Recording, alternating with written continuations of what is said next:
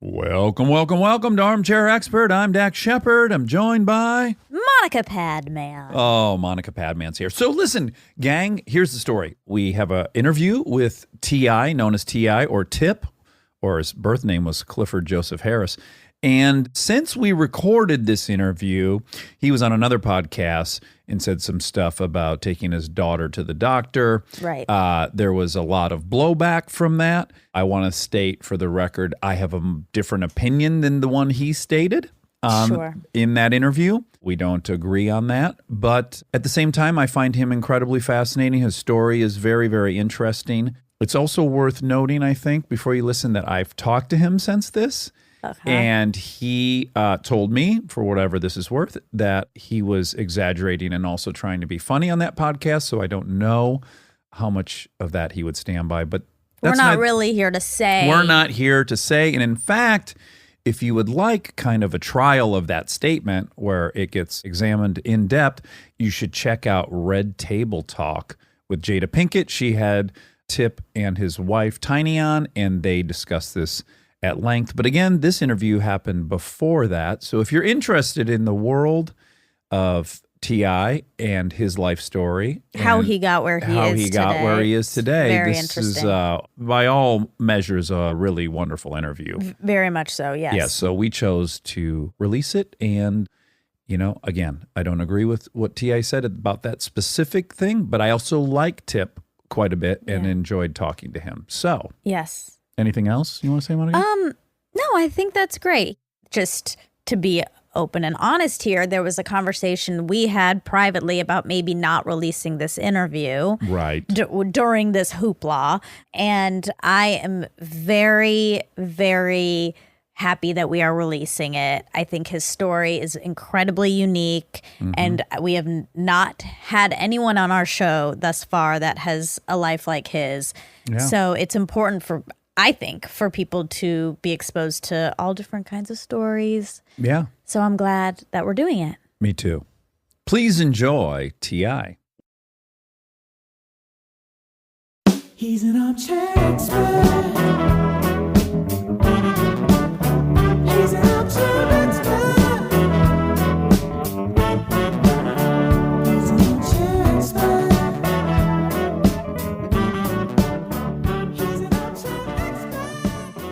So, Tip, you're the first person to arrive with their own bottle of tequila, and nothing could make me happier. You're educating me on it. It's Don Julio 1942. Yes. And I can tell just by looking at the packaging, this is a premier liquor right here. Very exclusive. It's extremely smooth. And now, It's extremely smooth. Does it preclude you from getting a hangover?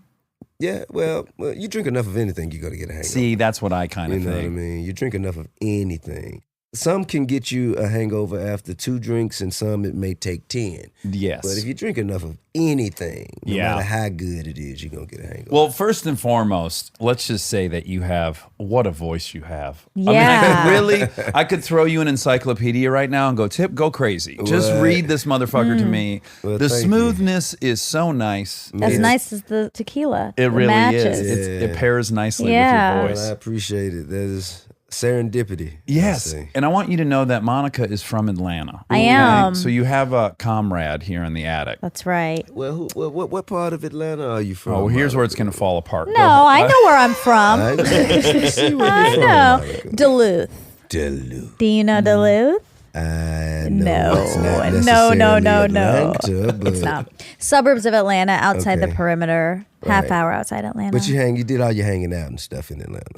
I didn't. Oh. I mean, I wish I did. I wish I could say yes, but I just, I was just a kid running around the suburbs. Well, and then Athens, because you went to UGA. I went to UGA. UGA there. Yeah, that's dope. Still not Atlanta, though. Still really. I mean, I wish I did. Still not exactly Atlanta. Well. Now, do you watch the show Atlanta? Yeah, I watch it. I hadn't stayed through and binged watch it through an entire season. But because it's a week to week thing, and it's not like a Netflix, Hulu, like a streaming platform where you can watch the whole. Yeah, FX is hard to work out. So I usually catch about 3-4 episodes a season. Did you see the one where they went to Helen? Yes. You did, right? I did. It was for the German kind of Yeah, the Oktoberfest thing. Yeah, I saw that. And now I've been there, and as has Monica. Have you been up there? No, not really interested. Yeah. That's fair. Yeah. I can definitely see that. Yep. Well, I fucking love that show. Do you think it's a pretty good, accurate portrayal of living in Atlanta? I think it captures some accurate portrayals. I think the perspective from which it's being told is a lot different from my own. From your own. You know what I mean? But I can still see glimpses of myself. Yeah, well, you're an artistic guy. Yeah. So I guess, and again, I'm projecting onto him. I don't really know him, Donald. Well, he's a very talented brother, and I think he captured a viewpoint of the city that has never been shown before. If you recall the episode where Paperboy was trying to get a haircut and he was with his barber all day. Yeah. That is that barber. Yeah. That barber is an accurate depiction of Atlanta. Yeah, he had to run like 30 errands before he could do this haircut. And got 50 jobs. Like, got anything you want. Barbers, they are the most resourceful people. Well, I'll tell you, I've spent a bunch of time in Atlanta when I was younger because I worked for GM. That's neither here nor there, but we had to do a lot of car shows in Atlanta.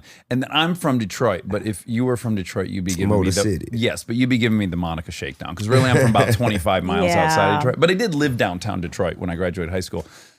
In the scenes in Atlanta where I'm like, this is authentic as fuck. It's just the gas station scenes. Yeah. Just hanging at the gas station. Yeah. I can't tell you how many hours I logged at a gas station, just kind of waiting for shit to go down. And it always went down. It never lets you down. Yeah, there's always something brewing at the gas station. True.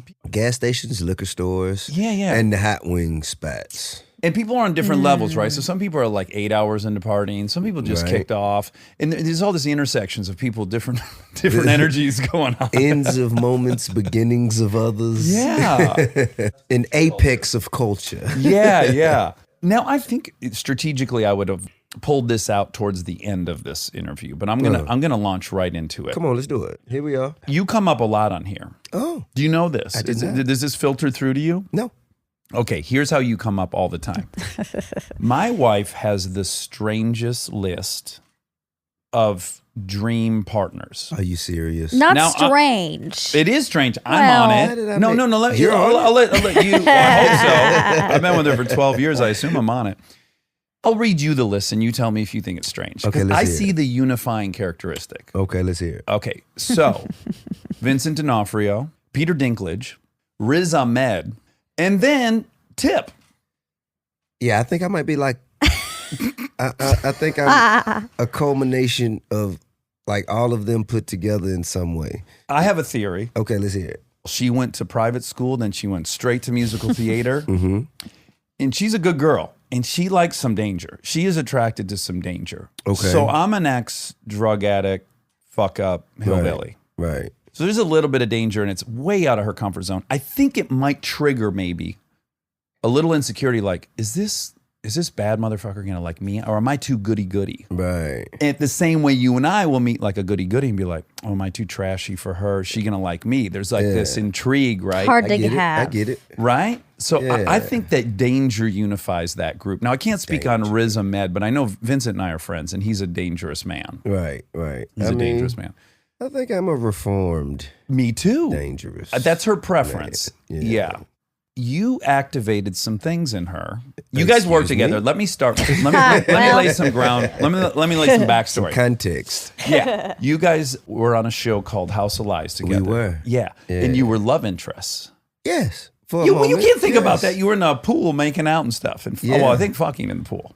Well, there may not have been an innuendo of sorts. Okay. So, anyways, I think you were there that day. Well, I left for the fucking scene. think don't you want were there, though. I didn't want to crowd her during that. I did stop by. You were on set quite often.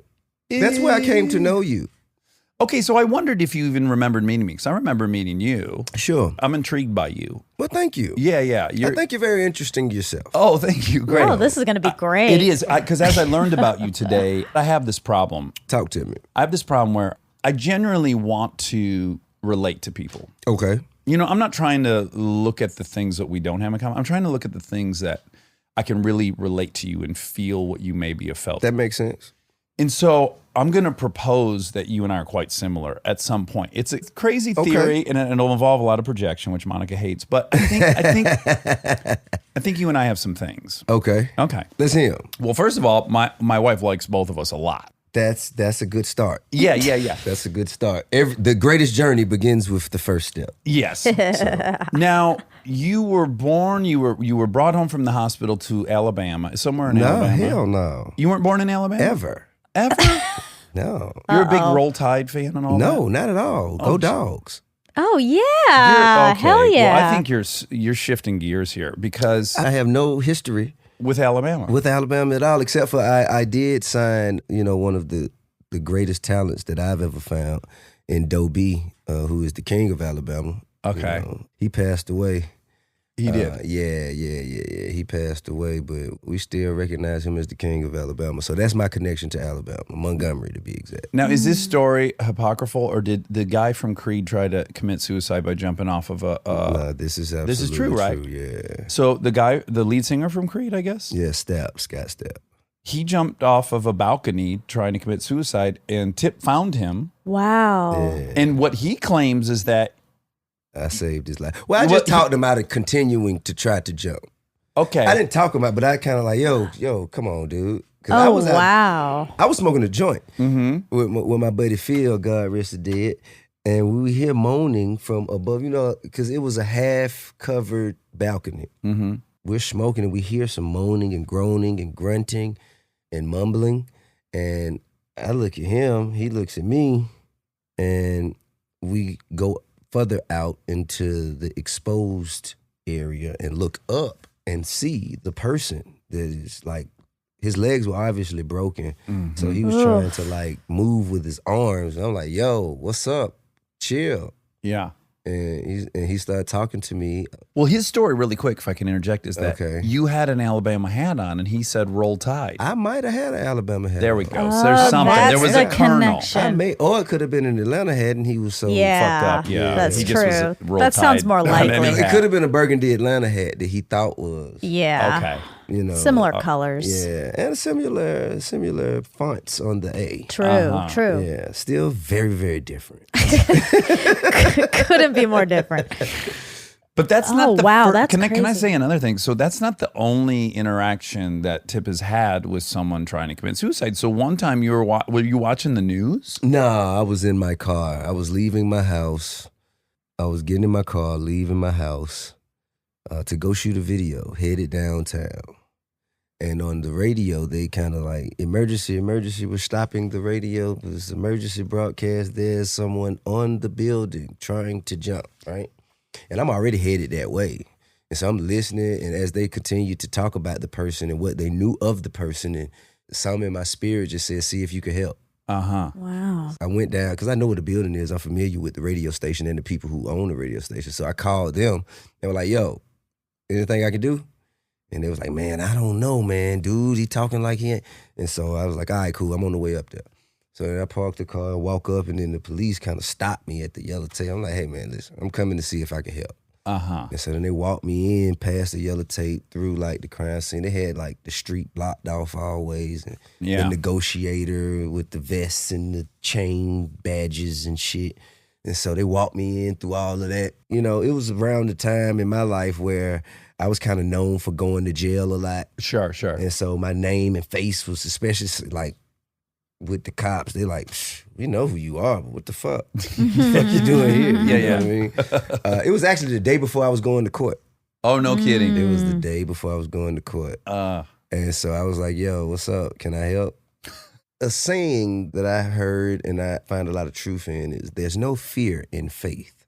If you stepping out on faith, you don't know what's going to happen, but the fact that you're willing to take that step, ain't no fear in that. You know what I'm saying? Mm-hmm. You prepared to handle whatever come on the other side of this, however it go, positive or negative. So you were able to talk to him though, and he did come down. I told him it ain't that bad. Can't be that bad. Tell him, the best is yet to come. You gonna miss it. And he came down. Wow. That's pretty great. I still went to jail when I went. The next day. The next day, I still got my 11 months. You weren't like, hey, net positive though. Yeah, I did this, but I did this. Aren't we? We're back to zero. The thing is, I don't know why my spirit like just moved me, but I heard my voice in my head say, "See if you can help." I like that. Me too. Who knows? Maybe I would have got 24 months if not for, you know. Yeah, exactly. You don't know. Yeah. Okay, so forget about Alabama, but you grew up in Atlanta. I did. And you grew up with grandma and grandpa? Grandma, grandpa, aunts, uncles, mom. Dad was in New York, but I used to spend my summers in New York with my pops. And he owned a candy store in Harlem or something? Yeah. He owned a candy store that was much smaller than this room. But it was his. And he also owned an apartment building in Harlem as well. Okay, so here's where it starts. Here's where my projection starts. So my mom and dad were divorced. Okay. I saw dad, infrequently. And it left me. Well, do you have brothers and sisters? Yeah, actually, it's my brother's birthday today. My brother. Oh, no kidding. Happy birthday. Happy birthday. Right on. How old is he? Is he older? He's 26 now, I believe. Oh, he's much younger. Yeah, he's much younger. Oh, how you know how much? Because you turned No, he's 39 in much September, right? 39 in September? Yeah. Well, he might be, let me see, I think he may be 11 years younger than me. That's substantial. So he's probably 27 now, something like that. That was fast math. Oh, thank you so much. Not on you. He did fast math. Well, he's going to do all the We stuff like I can fast do. math Yeah. on this show. I'm pretty good at math. That was one of my best subjects. In my situation, without dad around to say like, good job, son, you're becoming a man. I really got that from all the dudes around me. Okay. I was like, what is masculine? Ride a wheelie? Okay. Get in a fight? Okay. Whatever the thing was. Right. Yeah, sign me up. I need to get that. At least you knew that those were the things that you needed. Yeah. You actually gave a shit about what does it take to become this. Yes. I just kind of just started saying, I'm a man. And just started doing shit that I thought men did. You dig what I'm saying? I totally dig what you're saying. And I think you and I did basically all the same shit is where I'm going with it. Because we watched this incredible documentary, Kristen and Monica and I, called The Mask You Live In. And it's all about how we raise boys, right? Okay. And it basically said, here's in America how you become a man. Make money. Right. Fuck a lot of chicks. Okay. Drink excessively or do drugs excessively. Optional. And fight. And they turned to me and they were like, what a cliche you are. And I'm like, I am, dude. That was the list. See, and I'm like, let's go get it. When I hear that, I hear it differently. Okay. I heard provide. What's the spin on protect. fucking? Okay, the spin on fucking is be fruitful. Spread your seed. You know what I'm saying? Spread love. Provide pleasure. You know what I mean? Match energies. Okay, that's a beautiful way to look at it. You dig what I'm Connect on a saying? physical and emotional and spiritual level. Be present. Be present. Yeah. You said do a lot of drugs and Or smell drink the a lot. roses. Smell the roses. Smell the roses. I like that. I like that. And defend, protect. Like that's how I heard that. Yeah. Like if someone is to stand in a critical position, what is the true difference? I always have me and my wife, we go back and forth about this all the time. She always tells me to shut up. What is the difference between chivalry and chauvinism? It's a very fine line. You dig what I'm saying? I do, and it's up to us to be monitoring what side of the line we're on. Sure, because I've been on the wrong side of it a bunch of times. We all have, but to us, we were being chivalrous. Like if we tell our wife, "Hey, listen, you ain't got to worry about working. Don't do that. I do that for the both of us." Like some women see that as chivalrous. Other women see that as controlling and chauvinistic. Sure. You know, I don't understand. Where is the line here? Well, it depends what your lady wants. Yeah, That's what I'm exactly. saying. Exactly. Are you interested, though, in examining why you do these things? Like, why is it you and I have this code or this thought or what our role should be? Does it interest you? Like, where did I get this? And should I perpetuate it? And now I got kids. I have kids, too. Is this something I want to pass on? Does that interest you? I'm always interested in learning and growing, evolving. I'm always interested in that. Yeah. I will say that my way's gotten me this far.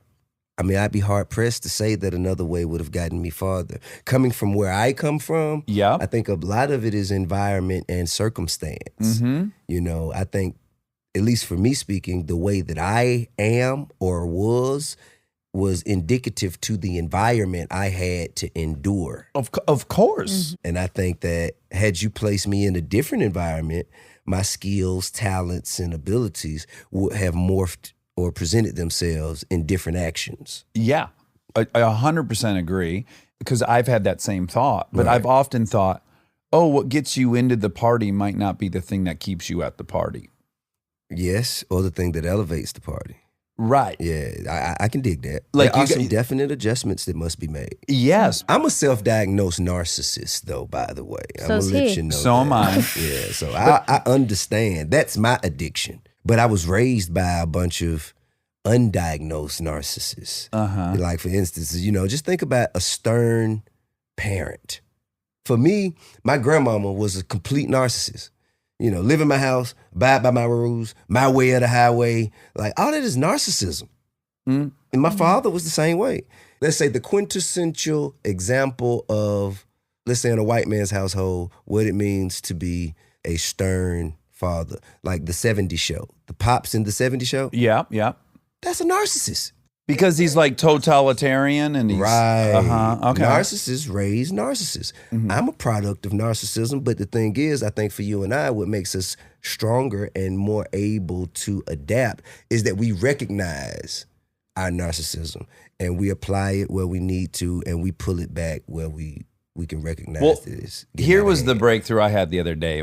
I was driving to work and I was like, who am I kidding? I'm a fucking narcissist. I think about myself all day long, every second of the day. If you have a problem, I run it through how it's going to affect me. Then I can maybe find my way to benevolence and generosity, but it's going to go through what price I got to pay first. What I heard you say is, I'm willing to help you until it hurts me.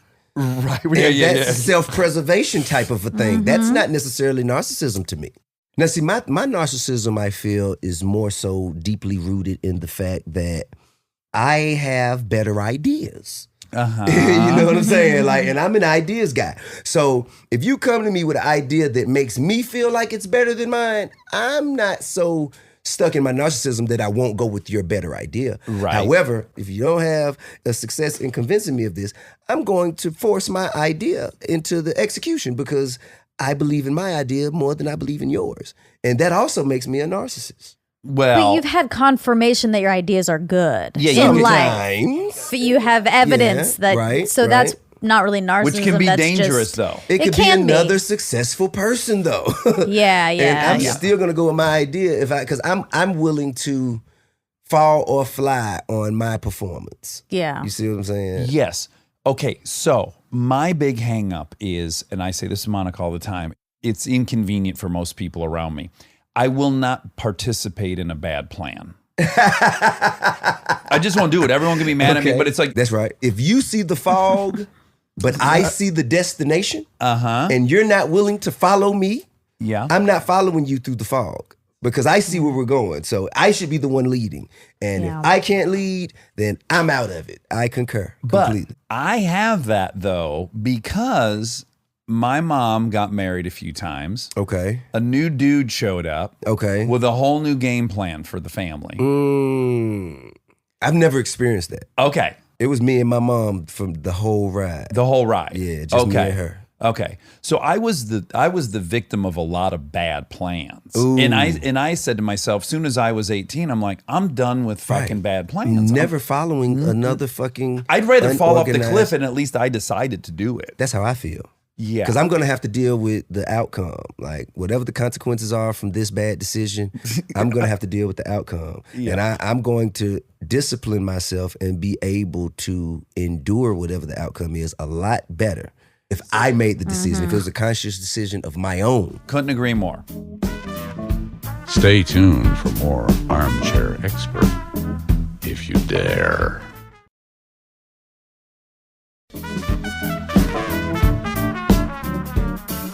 Now, the other thing I would imagine, again, I don't know what grandma and grandpa were doing or your mom was doing, but we grew up pretty, especially at the beginning, my mom left my dad, fucking broke in a welfare building. All right. I coveted money. I never played sports. I don't know how to pop wheelies. I could ride, but I don't know how to, I didn't really participate in all of those extracurricular, like those leisurely activities as a child. When I went outside, I came home from school, put my books down, went outside, and it was about some money. Yeah.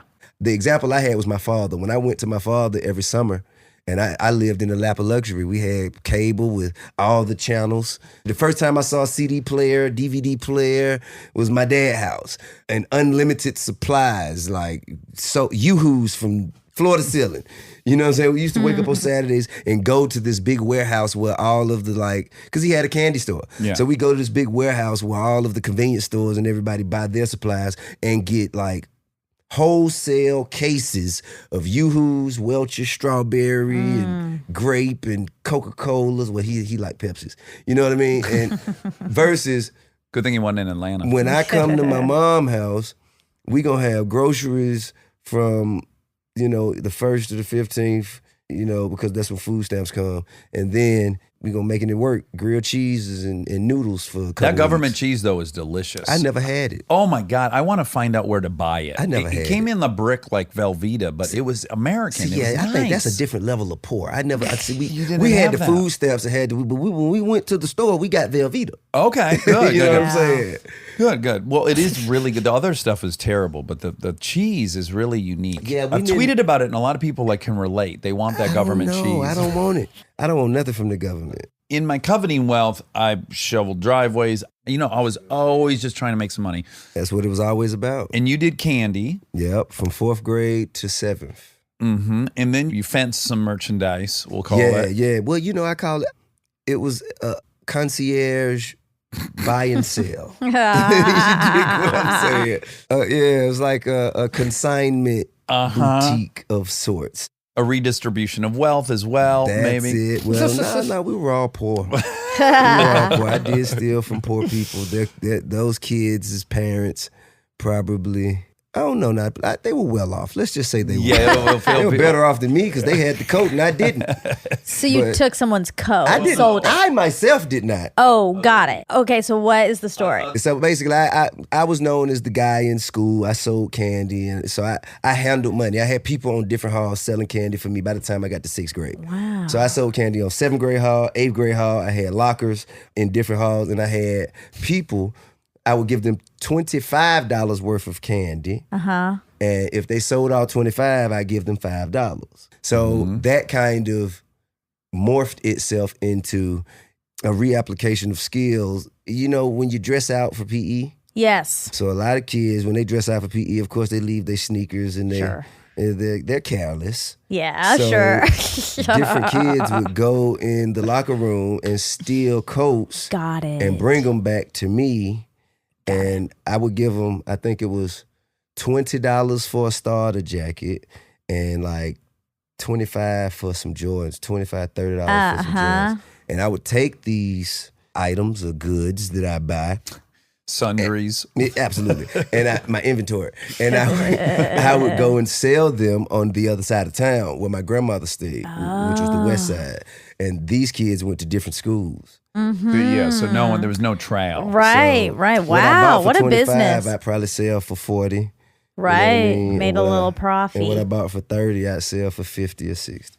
So he quickly recognized margin. So the candy had like a 25% margin. The fenced goods had maybe a 50% margin. My candy margins got up to, it depends. I saw that candy bars made closer to 100% because, of course, if it's $2.99 and they give you 12 candy bars for $2.99, you can sell those for 50 cents easy. Oh, yeah. Which is 100% flip. You know what I Yeah. mean? But candy bars are hard to keep in form throughout a school day. Especially in You see what I'm Atlanta. saying? Yeah. Sure, They're hard yeah. to keep it form. So nobody wants to buy smush candy bar full price. All right. See, wow. so that was my So that was quality my issue. control. Yeah, Quality control. Yeah. So I learned all these things, and then the fencing market was like a 35%, 30 to 40%. I could only get as much as the quality of my inventory. So if this is a more worn pair of Jordans, then I'm not going to be able to get as much for it. And if this is a jacket with a stain or a hole on it, right. you know what I'm saying? I'm not going to be able to get as much for it. But when I ran into crack, yeah, here we go. That's where we're going. That's when I kind of turned into a drug dealer. Right. And this is young. This is like 14. Sixth grade. Sixth grade. So wow. 12 years old. Yeah, 13. I was a teenager. Yeah, Okay. yeah. So 13, and now you realize, oh, this is 300% markup. At first, yeah, it was. My first play was about a 300%. I turned 50 to 150 or 140. You know what I mean? Give or take. And now here's where we're on different sides of the supply chain, but I've bought a lot of crack. Okay. In my youth. It fucked with my worldview. I don't know if it fucked with your worldview. How so? Because I'm sure it did. I just want to see if it's the same way that it fucked up yours. Yeah, so what you see immediately, and again, it's much worse on my side of that equation than yours, which is, I'm looking around and, well, this is me. I mean, I'm looking at who else is buying it. I can't pretend I'm something other than what all these other people are doing, right? So we're all desperate as fuck. We're in primal mode. We've probably been up for 2 days. You know, the worst layer of being an animal on planet Earth. Right. For me, I'm speaking for me and what I was around. I'm thinking. Seeing what humans are capable of, what level of desperation and what they'll do to feed that. Right. Just being aware of like, oh man, we as an animal, we can get pretty fucking dark. We can get pretty dark. We can get pretty low. And so for me, it was like, okay, good to know. A lot of the people on this planet are desperate and doing fucked up shit. And there's a gnarly sector. And it infected what I thought of the world. Like I met Kristen and I didn't think someone like Kristen really existed. These people live at your house. You let them live there for free. They're all fucking using you. You're like, my view was so twisted from growing up, kind of broke and then getting into drugs. And she's slowly over 12 years infected me with the good. Got you. The good stuff. That the world isn't just all the people that I was with. I get it. And so I'm just wondering, being 12 and then up to however many years before you Well, stop. it was like a teenage job for me, man. Like by the time I was 21, I was on my way. You had a record deal. Yeah. So it was like a teenage job. But dealing for with me. adults, being younger, recognizing the frailty of adults, Right. That had to have permeated some part of Well, your it brain. made me incredibly cynical.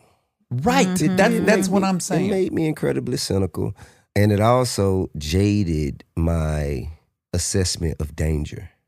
Right. You know what I mean? Like let's just say you ever been somewhere with someone and you walk into a room and it's incredibly cold and they're like, feels fine to me. You know, like that's kind of, you know, like for instance, if we're standing on the corner and then like, you know, a drive-by happens and, you know, everybody's like, man, I'm like, well, I didn't get hit. It's not that bad. You know what I'm saying? But like literally our lives were in danger. Yeah. Like other people would be like, man, are you fucking kidding me? I'm like, man, it's not that bad, bro. Like desensitized. I am desensitized to a certain degree. You know what I mean? I've seen so much death. When people die, I see so many people crying, and these are people who are near and dear to me. I'm like, man, is it wrong? Am I wrong because I'm not crying? Is there something wrong with me? So, But that too was my guess that like, so someone close from recovery will die. And I'll be like, yeah, that's what happens. Yeah, like it's a part of the process. That's what happens. Sure. I don't really know. But and again, I'm not overly emotional. I'm a little bit like, well, there, but for the grace of God go I. I'm bummed, but it ain't me today. Thank God. You know what? I heard my granddaddy say something that I say to this day. You know what I mean? I don't say it all the time, but I always think it. So one of his buddies died. You know what I mean? And his other buddy came to tell him. He said, man, you remember old such and such? He said, yeah, I remember him. He said, man, you know he died, man. What? Did? Well, damn. Could have been worse. And so his buddy's like, well, Robert, what you mean it could have been worse? The man dead. How could it have been any worse? Yeah, could have been me. Yeah. Oh, man.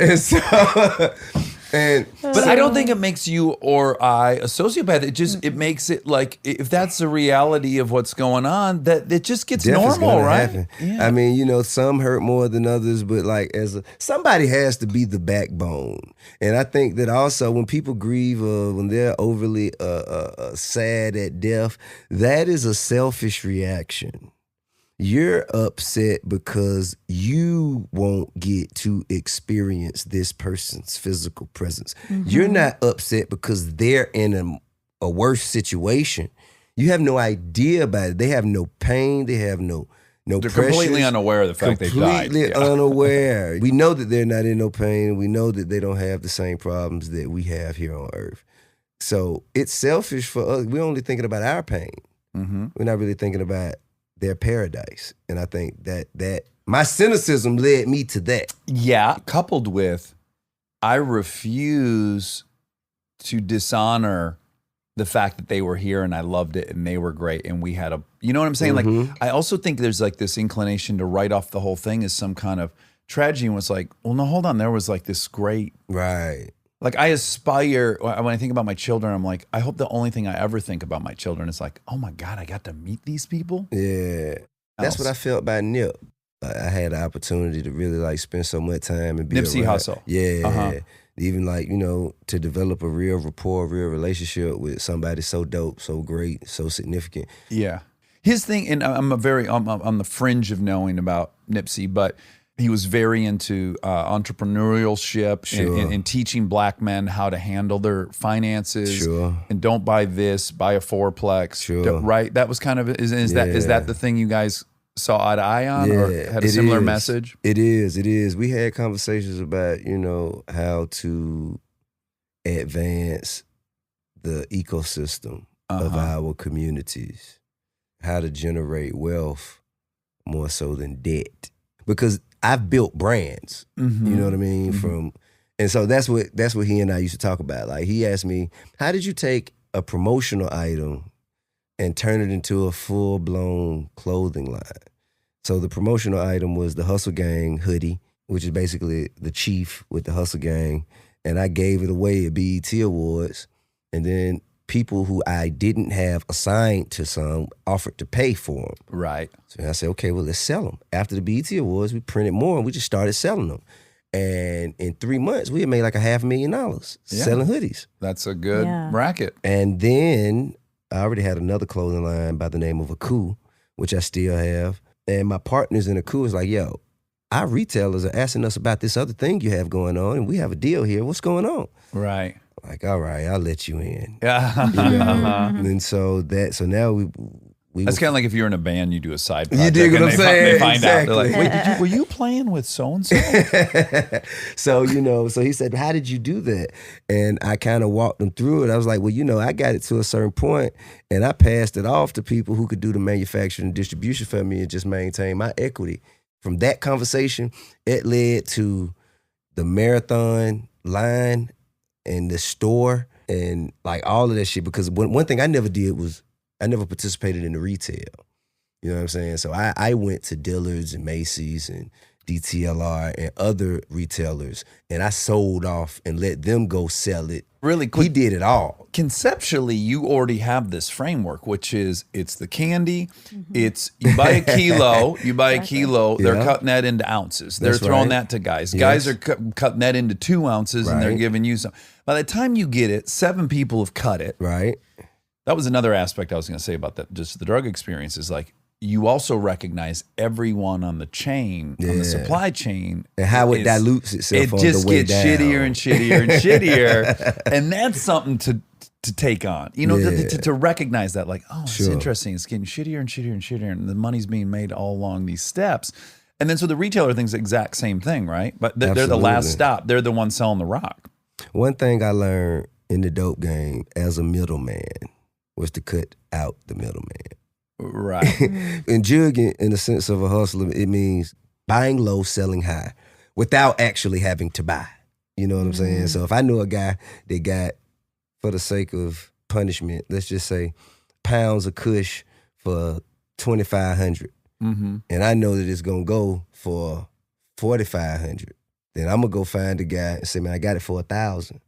and then just, you know what I'm saying, plug the play, take the 1,500. I didn't even have to jeopardize the first 2,500 of my own liquid, and I walk away free and clear with 1,500. So that tells me to cut out the middleman, because if I'm the one doing the buying, I'm like, well, shit, where you getting it from? Because if I cut you out, I could probably save me 1,500. Yeah. So I think that kind of Yeah, you're just trying to get closer and closer to the source. Getting closer and closer to the actual source. Yeah, because they're selling kilos. Pablo Escobar's selling kilos for like $1,000 in bulk. Right. Yeah, I don't want to get that close. But you can do it in the clothing game. Yes, you can. Yeah, you're not not afraid afraid to to go with meet Pablo. I don't want to deal with Pablo. You could meet Ralph Lauren and be fine. I could. Yeah, I sure could. I think. But another thing is, it taught me the quality of garments. Before I partnered with the manufacturers and distributors in RP55 that I did partner with, before I partnered with them, Jason, who's my partner in my clothing lines, we went out and paid our own money and designed our own stuff and waited on our samples. And the shit looked horrible. Looked fucking horrendous. I'm not putting my name on that. I'm not putting this on. You know what I mean? So we skipped a lot of steps by partnering with people who already had an infrastructure set up, and I could focus on creative and marketing. Well, that's the thing where you got to police your own self, right? If you're a control freak, it's like you got to recognize what you're good at and not be trying to do the stuff you're not good at. You got to be honest with yourself. It's a waste of time. You got to be honest with yourself. Yeah, which is hard. Yeah, it's hard for most people to do. Especially, like we were saying earlier, if you've had some good ideas that have panned out, you start drinking your own Kool-Aid. Well, I know what I don't know. I think that is the first step to brilliance. You know, gaining knowledge of the things that you don't have knowledge of. And that means you're not going to step out there and try to do something that you ain't meant to do. Like, for instance, let's say for this piece of land right here. If you tell me, man, I'll give you this piece of land for X amount of dollars, but you have to finish building it in 12 months. I'm not finna get out there with no hammers and nails. You dig what I'm saying? I'm gonna go, okay, well, I'm gonna need an architect. Let me call me an architect in here. And I'm gonna need a general contractor. Let me call him in here. Ain't finna get out there. Yeah, I'm not finna that's not even in my, if I were to, like, I'd love to see that house, though. if I was to dilute, let me tell you, it wouldn't even be, it would never be started. Right. Because I know that this isn't my talent. This isn't what I do. So I want people who are just as talented in what I need done as I am in what I'm talented in. Yeah. In the things that I do. Okay, who was the wordsmith in your family? Where did you fall in love with words? I'm the first in my family to do any of this shit, except for go to jail. I think that I was always advanced. I even as a child, before school, as a toddler, they used to hand me newspapers and let me read. And like I don't know. I caught on easy to fundamental reading, writing, and arithmetic. It just like long O's versus short O's, like vowels, consonants, subjects and predicates and all of that kind of shit. I just caught on to it. The orders of operation in algebra and whatnot, all of that shit just came real easy to me for some reason. Yeah. And when you're young and that shit come to you easy, you become ahead of the curve for the rest of your peers and age group. For that, it got me the opportunity to hang around older people.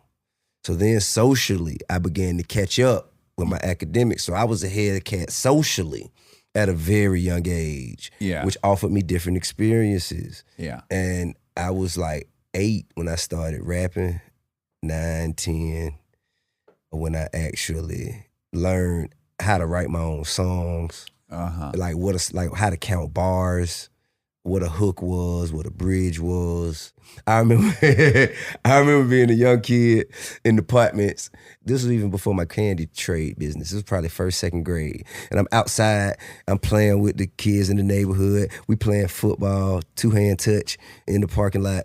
And the older dude, who was probably about 16, 17, older dude at the time, who was playing all-time quarterback. So he'll tell us, man, I want you to run 5 yards and cut. And I say, well, how many yards? What's 5 yards? And the other kids were like, got you. Right, but they didn't know what the fuck he was. I didn't know what the fuck is 5 yards. Right. He was like, man, just run the route. I'm like, I don't know how. What do you mean? You know what I'm saying? Whereas if you put me in a situation and we're talking about, like, I want 2 paragraphs with this kind of indentation, I got that immediately. You dig it? And I don't know why one thing was more simple to me than the other. Yeah. But I think that is what allowed me advance opportunities and experiences as a kid. Because my uncles, who were the neighborhood drug dealers, big time neighborhood drug dealers, and that also kind of put into my mind what I wanted to provide for my mom. Because I used to see my uncles on Mother's Day. She was the first person on the block with a side-by-side refrigerator, freezer with the automatic ice maker, and you know what I mean? In the ghetto, that was a big thing. So, I saw them surprise her on Mother's Day, driving a side-by-side refrigerator freezer down the street, and all the effort that they put into like making sure that they provided and took care of her and the house as children. So that's when kind of I was like, well, I need to do that for my mom. You know what I mean? Yeah. And it began to it's the first woman you want to provide for. It was. So those were the examples that I had set for me as a youngster. Okay, back to rapping. When my uncles would stay up all night and drink beer and do their thing, count their money, talk about girls, have girls over and all that, I wanted to be a part of that. Oh, yeah. Of course, it comes to a point in the night where I'm like, man, get your ass in there, man. But when I showed them I could rap, they wanted you to hang around. Then it's like, man, come here, Tip. Do that thing you can do. Oh, yeah. Then I could stay up late. I get me another 2 hours with the grown people. You know what I mean? That was like, a rite of passage for me. That was like my pass into that lifestyle. So I went from rapping LL Cool J, I'm bad, to entertain them for an extra couple hours up and in the mix, to learning how to write my own song. My uncle said, if this is what you really want to do, if you learn everything about it, I'll make sure you have everything you need to make it. So that's when I dove into books like All You Need to Learn About the Music Business, learn what publishing was, learn, you know what I mean? Yeah. And right when I felt like I was ready, he caught a case and had to go away for 10 years. So then I had to kind of start navigate my own way. Yeah. Words, I say it wasn't until high school for real. Until I got into high school, there was a teacher at Douglas High, Frederick Douglass High School. Her name was Miss Pearson. So Miss Pearson, I was a class clown, hooligan. I was known as one of the bad kids. Sure. And she engaged me. She had a conversation with me. She knew I was smart. And she knew I could rap. So she said, literature will improve your skill set as an artist. You know that, right? I was like, how? So she said, songs are better when they're different. And the way you make songs different is through words and language and perspective. And I was like, So then she said, I tell you what, you could just say, hey, I see that girl over there and she's pretty in a song. But if you say, from afar I observe your beauty, that's a better song. Now I'm interested. You dig what I'm saying? Yeah. So when she kind of appealed to me in that manner, pushed you. She was the first person to talk me about metaphors, double entendres, similes, antonyms. You know what I'm saying? Like those kind of things that I could actually apply the tools to my music. So I remember a semester, I failed every class, but I got an A in Miss Pearson class and in algebra and got called to the principal's office. And the principal said, it was Dr. Hill at the time, he said, son, you obviously can do the work. You have what it takes. Why won't you just have to apply yourself? I say, well, see, this is the thing. You got a building full of kids who trying to figure out what they want to do in life. I already know, but y'all ain't giving it to me. Right. Y'all trying to train me. And that's what I feel about public school too. I feel like it's there to kill the confidence of young black men. It's there to make them conform, break them down, make them, kind of submissive to a certain workforce or a certain authority of the systems of America. That, listen, what's going to be better for me and my life and my family? Like, damn that, go to work, get a job, all that shit. Why you ain't teaching me how to be the owner of a business? Why do they raise their hand? Why do they ask the kids to raise their hands all the time and say, what do you want to be? Meaning, what job do you want to have when you grow up? Right. Instead of saying, which company do you want to own? What do you want to offer the world that isn't presently existing? Like, if that's the bar, then that's how kids are going to grow up in school thinking. Yeah. I already started thinking like that. So I told the principal, you're not giving me what I need to be what I want to be. So I'm going to just take what I can use and I'm going to be on to the next phase of my life. And he said, man, get out my office. He said, get your ass out my office. And so I did. I got out of his office. But he's in a tricky fucking situation, which is, sure, he's talking to Tip, who's going to go on to be a great musician. Right.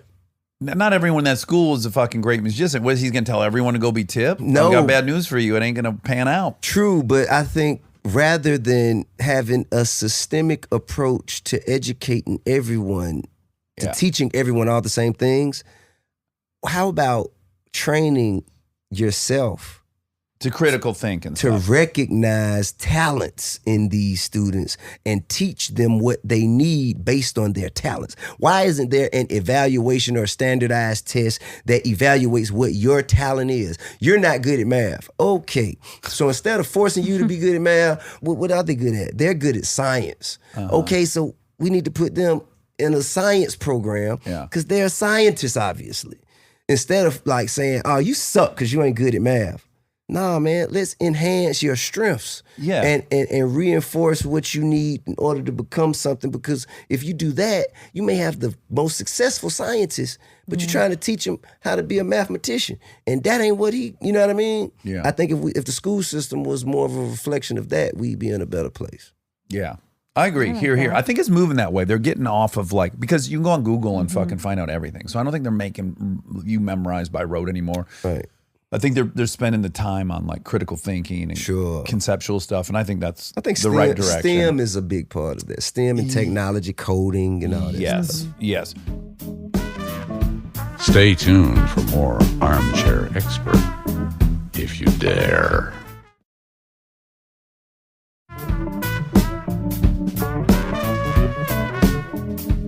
Okay, my last question about your childhood. You're cute. You've been cute your whole life. I'm pretty certain of it. I saw pictures of you. I never really looked at it as cute. Well, you are. You're good. You're good looking and you can talk. So handsome and articulate. Okay, debonair and articulate. There you go. There it is.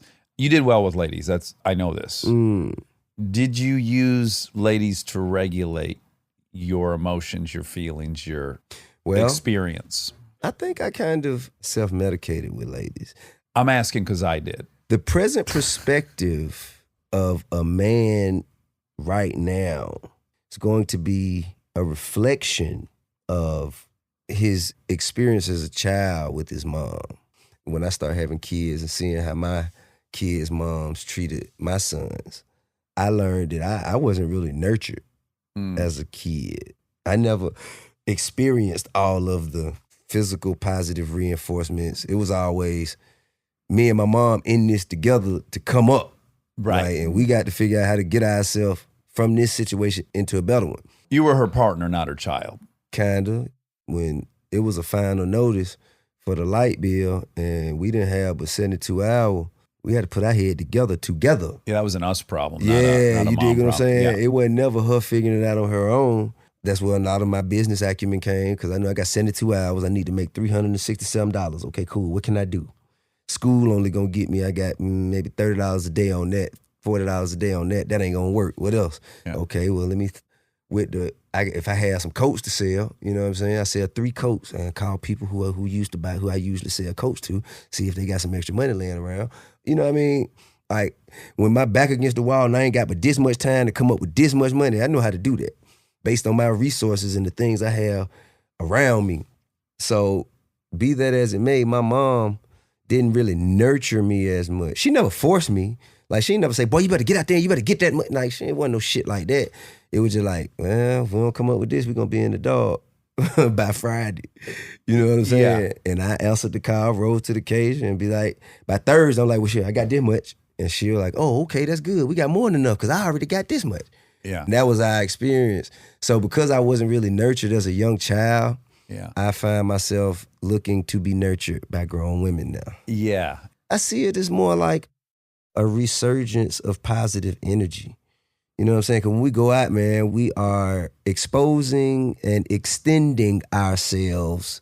We're like kind of giving ourselves. It's output. Absolutely. Of energy and privacy. Mm-hmm. Okay? And you have to recharge that. some way, shape, form, or fashion in order to continue doing it successfully. Mm-hmm. And you need an energy source. I've recognized that I usually go to plug into feminine energy. Yeah. And let me just, because I'm a reformed misogynist. Okay. I'm a reformed It's good to admit. misogynist. Yeah. I think, man, most men who grew up during our times were, because Yes. it was the time of it was the age of misogyny. Mm-hmm. So you dig? I mean, you have to accept, just like I self-diagnosed myself as a narcissist, I diagnosed myself as a misogynist. And that's because aside from my mama and the women in my family, I ain't really had no real extensive relationships with people unless I was fucking them. You know what I mean? I ain't really had like the female friend who was just the female friend. Like, you know, it was usually fucking. Yeah. For me, I'm going to add a layer, which is like there should have been dad around to be doing half the discipline. Right. And half the you go do this, you do that, clean your room, all that shit that a parent does. Right. But it only came from a woman for me. It just came from my mom. It's everything, right? You were in the passenger seat. Like I was in the passenger seat. I never felt like I was in the passenger you weren't? seat. Okay. I mean, I literally bought my mom her first car. Not her first car, but since I was born, like I was born into a household, me and my mom, she didn't have a car. And I went and found out a way to get us a car. I went and got us a car. You know what I'm saying? Yeah. And it was by my efforts and my hustle that I got us a car. So I felt like even when I was in the passenger seat, I could drive if I want to. Yeah. I'm the one that got us this car. You know what I'm saying? Right. So I never really felt like that kind of, I guess, inferiority. Mm-hmm. I felt like me and my mom, we ran a household together. I call her my oldest daughter. I'm like, man, I raised her. You know, just because the woman she was then versus the woman she is now, I feel like due to my experiences, I was able to offer her new experiences. How old was she when she had you? 22. Okay. Yeah, my pops was 50 though. Oh, you're kidding. Yeah. So you didn't resent him? Absolutely not. Oh, I love wow. my That's dad. healthy. I love my pops. I mean, I just wish we could have got a chance to spend more time together so he could have taught me a lot of the things that I needed to know about managing money. But one thing he did tell me before he died, because he was around right when I when I put out my first album, I started to gain some like regional notoriety. He was around for that because he was senile at the time. He had Alzheimer's and stuff, but he still knew who I was. He was able to see me kind of like make it. After I was trying to make it for all my teenage years, he was like, man, you better go to school, get a job. And I'm like, man, no. Give me $300 for the studio, please. And he'd be like, man, I'm gonna give it to you, but you know what I mean? Yeah. And for him to see me go from that to actually see that it panned out and turned into something, that was great. That was validation for me. That told me, man, I'm a man now. I'm impressed. I love my dad. He died as well. I loved him to pieces, but I resented the hell out of him for leaving. And he never left to me because all I remember is them being apart. Right. The earliest thing I remember in my life, like I'm talking about the most vivid memory earlier on in my life was when my mom got robbed in New York in my pop's apartment. And I was there. I was 3 years old. And I was there. The guy came. He didn't like, where the money get to? He walked in and he showed the gun. Probably I didn't know what it was probably. And sat me down in front of the TV, walked my mama into one of the den of the living room. And they stayed in there and I was still watching TV. He came out, he asked me if I had to use the bathroom, took me to the bathroom, set me right back in front of the TV. And I was so engulfed in whatever was going on the TV. Mm-hmm. A whole day, probably some hours had gone by. And he left out and walked out and said, the keys on the picture of the zebra. And I didn't pay him no attention. I'm just, watching TV. And then I remember asking him, like, what my mama? I want to see my mama. She was like, nah, she's sleeping. Don't worry about it. And I was like, all right, cool. And when he left, I guess after my show went off, I got up and went in there and saw my mama was like, she was handcuffed to a chair and with her mouth taped up and her legs tied up. And so I go up there and I pull the tape off her mouth and I remember, this is vividly I remember. I say, Mama, why he tape your mouth up? He think you talk too much? Oh, man. And she said, shut up. Help me get in here. So she leaned over, like, imagine you with that chair, but on your back. Like if you're bound to that chair on your back, scrunched over walking into the living room where I was watching TV, and there was a picture like kind of high up on the wall of a zebra in front of an Excalibur, like a car. It was a picture of a zebra in front of an Excalibur. Yeah. And that was one of the pictures that my dad had. And the key to the handcuffs that she was bound to was up here on that picture. And she couldn't get it. So she's like, Tip, get up there and get that key. I'm 3 years old.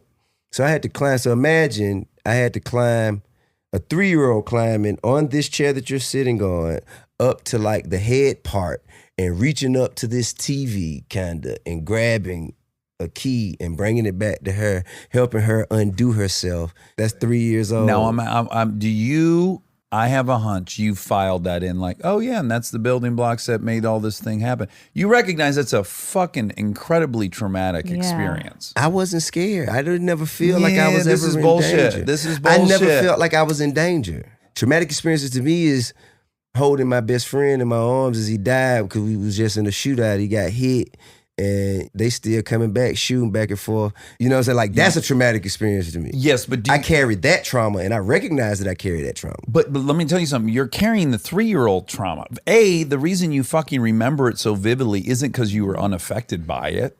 Other shit happened that you weren't affected by. You don't remember it. That right there's clue number one, that it was fucking traumatic. Okay. That trauma I can attest to that. built you to be in the next situation where you're holding your friend. Because that's the fucking level. It's like, I try to explain to people coming off coke for years. It's like, I set 10 at a really high level. Right. So it took me probably 5 years before I could experience 9 by doing something joyful and lovely. Because I set it, I pinned it. Right. And when you fucking take duct tape off mom's face at 3 years old, I'm sorry, whether you think so or not. I mean, that says, how about this? It's a trauma I haven't recognized. Yeah. I've recognized others, but it's a trauma that I haven't recognized. Yes, but because I'll tell you something. You just go, oh, that's life. Like, oh, here's life on planet Earth. When I'm 3, people come in the house, they tie up mom. So this is life.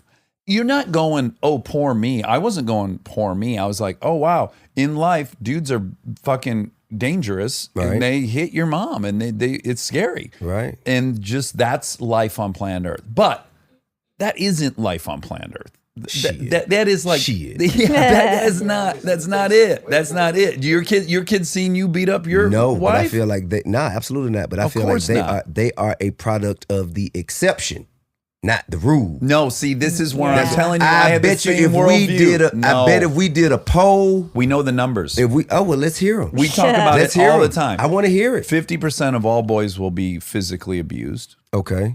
All right, so that's half. Right. So in that way, it's either or. You can say it is or it isn't. I haven't experienced or have I witnessed in my family the experience of any sexual inappropriate behavior from adults to children. Or I had early sexual experiences that didn't involve like grown people. It was me and other kids like doing shit we weren't supposed to be doing. Sure. But I don't see that. But that's not a problem. No. Then but it is a problem. No. Well, That kind of led to my insatiable appetite today. That's also a level of some kind of a seed being planted in a certain level of trauma. Well, so I'm the same, but I was molested. So in my worldview, like your worldview, where their mom gets duct taped at 3 years old, in my worldview, everyone's been molested. I'm like, yeah, that's standard operating procedure here on planet Earth. I can dig that. But I now recognize that is not fucking standard operating procedure. That is anything but. That needs to be avoided. That is a pattern that needs to stop. I mean, it does need to be avoided and it does need to stop. But I feel like if you look at the barometer at that moment in time, 1983. Okay, and you do a census of 1983, how much of this activity was being done in America? It far exceeds 50%, I'm sure. I don't think so. I do. I beg to differ. Yeah, but do you? Is it occurred to you like right now today? I know it isn't like that because we've learned more. Our experiences and evolution as human beings have led us into a better civilization. Let's call it. Yeah. You know what I'm saying? But at that time, all I'm saying is that was a different time, and the barometer of right and wrong was fucking broken. I accept that. I accept that the line on the graph is going like this in the positive. I accept that. Mm-hmm. But also, you were in a percentage of people who experience a lot of trauma. Okay. That's just a fact. I'll agree with that. I can agree with that. And I think we now know that people who have trauma have some pretty predictable shit. Hurt people hurt people. Hurt people hurt people. Right. We regulate. What that means regular? Tell me what you mean regular. It means I'm in the house. Mom can't make the fucking electricity bill. I feel powerless. I go over to Susie's house. I talk to her. I got game. She's on fire. She's lit up. I'm in control of the situation. I'm not powerless anymore. I'm escaping this feeling of powerlessness. It is an outlet for me to feel like I can control this. Yes. And that feels fucking good. That's a reprieve. I need that. Sure, I've done it. And drinking is a reprieve. I can control. Oh, I felt this way. I do this. I feel this way. Sure, I'm in charge of how I feel. I've done that. Coke. I know exactly how I'm going to feel. Never done Coke. That's amazing since you sold it. Never done Coke. I've sold my share. Right. But I've never done it. I just always something weird about putting something up my nose. Right. I saw one of my best friends at the time. His mom had a boyfriend who snorted Coke. I saw him like blow his septum out like a booger into the sink. Sure. And I'm like, I'll for pass. Okay, but so it's not Coke. I know what 2 Oxy 30s are going to make me feel like. I like anything that I know how I'm going to feel after I do the thing. I think the only opioid that I really had a pleasurable, positive experience with was lean. Lean? Yeah. I never heard of lean. I used to drink lean. Yeah, sure you have. It's got opium in it? Yeah, that's what it is. Really? It's liquid Percocet, basically. Oh my goodness. Yeah. Don't tell him about that. Oh, Yeah. I'm not going to sleep The wave is gone. Okay, good. The wave is gone. That shit is passe now. This It was shit like is one of those- freebasing now. You know what I'm saying? What you doing that, dude? Yeah. But it was real fashionable back in, let's say from late 90s to 2010. 11, 12. It probably played out around 12. Okay. I wonder when I read about you, because you went to jail in success. Sure. You were fucking Twice. on the rocket. Twice. Yeah. And I do wonder, did you have the moment in prison where you went, hold on, something's wrong with this story because I got all the shit and I'm sitting in fucking prison. Absolutely. You have to look in the mirror and make those necessary adjustments to yourself and be honest with yourself and kind of like everyone else is not the problem, it's me. Which is hard. And absolutely. Every man has to come to that realization before he's I'm actually the common a man. denominator. The only thing that all this shit has in common is me. Right. And none of it's going to change until I change myself. Yeah. Yes, I did have that moment in prison. Can I ask what were the things you decided I have got to stop X, Y, or Z, or I've got to approach X, Y, or Z differently? First of all, I got to stop taking things personal. Yeah. I got to start behaving as though everything that other people do is because they have a problem or that they are against me. Right. Sometimes our visions, like our approaches, our journeys just don't align. And when it doesn't align, that doesn't necessarily mean that you are my opposition or that you are my enemy. It just means that it shit just didn't work out on this one. Let's try the next one. Because a lot of times, let's just say if I have a company, a website, an app, some shit I'm working, and I go to you and I say, hey, Dax, listen, man, I got this app. Man, check it out. It's about how to connect the consumer in a club to the bar or the waitress or bartender without leaving this section and how Yeah. And you're like, yeah, okay. Well, let me look into it. And then you decide to not do it. But it's because of your history. You're like, man, I've been sober for 15 years. It's a weird thing for Like, me you to know be what the I mean? face of. All right, but if I say, fuck, Dax ain't fucking with me, man. Yeah. Dax got, He don't he trust hating me. on me. That's the kind of shit that I feel like was equivalent to the shit that, how I perceive my Well, and can I just circumstance. defend you for 1 second? Because if I'm you, I can make a very substantial court case in my head, which is this. Because this is true. Because you start getting arrested at 14 years old. I did. So from 14 years old, you pretty much are on probation from 14 years old to, I don't even know, are you currently on probation? Absolutely not. Free and clear all the way through. Have been since 2012. That's still 20 years that you're living with this really strict restriction on all kinds of different things, right? So and an encumbrance. This became, who was the guy in Philadelphia? Oh, Meek Mills. Yeah, Meek Mills. When I really saw like an hour-long documentary, and I saw what the trap that had been created for him. I could recognize, I bought drugs all the time. I got no convictions. I drove drunk all the time. I got no convictions. I sold shrooms. I got no convictions. That's because I'm white. It's true. That's 100% because I'm white. This is true. God bless you for recognizing that. Because most people just won't. They're like, man, I'm just a better drug dealer than you. You're lies. No. All the white people who got pulled over buying coke, they got let go. I think a lot of people are coming to terms with the fact that most of us, had we been black, would have spent some time in jail, or at least everyone in my circle. So that goes without saying. Jail is the white man's military. Usually when you got, guys that's on the wrong end of the law in high school, on the illegal side of the tracks, their escape and their coming to Jesus moment is, you got to go to the military. You know what I mean? Oh, right. You ain't get accepted in no college. You motherfucking dropped out of high school, barely finished high school. You got the law on your ass. You got vandalism charges. You got simple assaults, and you fucking your record up. You need to go to the military. Yeah. Get some structure. Yeah, so then they go to the military. They spend about, 4 years, maybe 8 years, and they come back, and now their slate is clean. And now they understand how to operate as an adult. They understand the difference in the shit that they was doing, how they did it, why they did it. And except they're celebrated as a veteran at this point. They're celebrated by the nation, by the government. They're celebrated in society and their communities. Their moms and dad, everybody's proud of them, yada, yada, yada. And that's their reset. Yeah. Redemption. For us, it's prison. Yeah. When we on that same path, we got those things, we got to go to prison and spend 5, 7, 8 years and come back and understand, okay, cool, I see what I was doing wrong. Except for, now you can't vote. Now you can't do that. Yeah, no one's celebrating you. It's not like the government hates us. We can't get a loan. We can't get a job.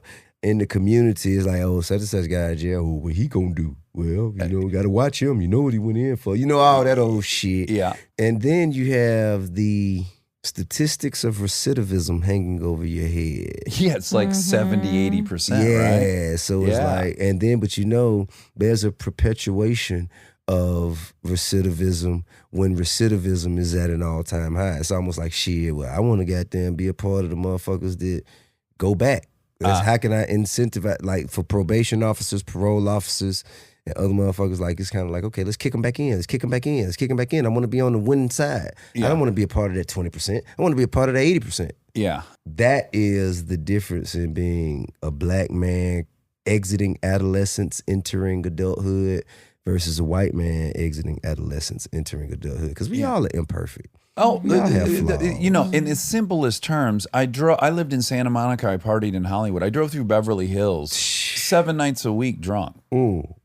If I'm black, I'm getting pulled over. Especially in Beverly Hills. Absolutely. Yeah. There was just a case in the LA Times. This fucking beautiful kid going to his church in Beverly Hills. He got pulled over like 13 times, doing nothing. I'm like, oh yeah, man, I was drunk all those times. I would have had felony fucking DUIs, So I recognize that you could be building, and then you're on fucking probation. So you're just in this trap. So like anything you do is going to have this huge consequence. I'm proud to say that I endured and overcame that. Yeah. Yeah. Because you're the fucking 20%, man. I fought back. With my unwavering tenacity to not let them be right. You dig what I'm saying? Yeah, it's good to have a chip on your shoulder. Y'all think I ain't gonna be shit. Y'all think I'm gonna come back. Y'all think that this is the end for me. Even though I feel like you right a little bit. I'm not gonna give you the satisfaction. If I'm betting in a casino, I'm probably betting with you. I'm probably bet with you. But because it's me, we betting on. I'm gonna take the long shot on this. Yeah, exactly. I think that, that really galvanized a part of me that I haven't had an opportunity like to really take notice of until then. Like it's like, man, you overcome it. You like even right now, like I hadn't even thought about this shit. Yeah. And then now that we're speaking about it, it's like, bro, you did that. A lot of motherfuckers couldn't have. They would have broke under all that pressure a number of times. Yeah. I mean, you stepped out of the way of a bus. Other people got hit. I mean, it's that. I think I survived getting hit by a bus. Okay. It's a little bit different. I didn't completely step out of the way. Uh-huh. I feel like Puff stepped out of the way of the bus. Like I didn't step out of the way. I got hit by the bus and survived. Like we never thought you was even gonna walk again. And now you running a marathon. That's dope. Yeah. That's how I feel. Yeah. Yeah. Okay. So I watched you interview your wife, which the first episode of this show was me interviewing Kristen. Word. And I listened to it back and I said to Monica, we can't release this. I mean, I'm so fucking controlling. Oh my God. I'm embarrassed listening to myself because it's not going the way I want it to go. And I can't accept it. It's all right. And ultimately, I was really happy that we released it because that's the reality, dude. That's That's fucking marriage. Who am I? It's your truth, bro. Yes, I'm stepping out to That's try freedom. to be honest about all this shit. That's And it's- freedom. To earn the right to live within your truth unapologetically, unencumbered. Like, that's freedom, bro. Like, if you was like, no, I can't let people see this side of me. Yeah. Nah, man, fuck that. This is who I am. Yeah. You dig what I'm saying? You may think it's bad, but guess what? My good outweighs my bad. I'm a product of my circumstances, my environment, the time in which I grew up, my generation. But guess what? As bad as you see it right now, it pales in comparison to how bad it could be. Right. So Yeah. give me all the credit for being only this bad, as opposed to as bad as the shit could be. Because I know motherfuckers, and you do too, that you spend 10 minutes with them, you'd be praying for an opportunity to goddamn be controlled by me. Right. So I think that's the side of the spectrum that I view it from. Okay. So your podcast, which is really fascinating, you fucking talked to Alex Jones. I did. Which I gotta say, of course, I was just immediately curious. I love that you talked to Alex Jones. I personally don't like Alex Jones. That's fine. Who cares? I mean, I think if I knew about him before I talked to him, I probably wouldn't like him either. Okay. But, after I found out I was going to interview him and I started telling people, they were like, Alex Jones? Wow. What the fuck are you doing talking to him? Yeah. Like, what the fuck? Why not? Like, he's like, have you heard of InfoWars? No. Yeah. You know what I mean? I actually haven't. So I was expecting him to be like this stark raving, mad, crazy racist. And I didn't really get racist from him, although he may have some racist views or he may be racist adjacent. But I didn't necessarily get racist from him. I got delusional a little bit, just a little bit in times when he's talking about this and he's talking about that. But I also feel that you don't get banned from YouTube for spreading lies. That's where you guys were connecting, which I thought was hilarious. So you guys were opposed on Trump for obvious reasons. Right. When it became like conspiracy theory Right, time, I saw you buy in. You're I like, did. oh yeah. And I was like, oh, they have a little This is overlap true. here. This is true because I think that conspiracies, to me, they are rooted in the instinctive notion that something ain't right about this shit. Something stinks. You know what I mean? Something's going on here. I might not know exactly what it is. So now that I don't know exactly what it is, what I have to do is I have to form my own opinion and I have to come to my own conclusion. But sometimes those conclusions are wrong. But one thing that we instinctively know, something isn't right. Right. And here's the other thing we agree about. I don't like Alex Jones. Okay. I'd talk to him in 2 seconds. Right. I'm not afraid to sit down and talk with I wanna somebody talk that I about- disagree with. I've been trying to find a stark raving racist that I could talk to. Yeah. And I can't find anybody that I don't know. I can't find anybody. There's an incredible book called From Superman to Man. And it's a fictional story, I believe at least. It's presented as a fictional story. And it's about back in the 20s or 30s, I don't remember. There was a porter on a train ride. And this porter, who was basically like a waiter or whatever, butler for the fucking first class of this train ride, he was a black man.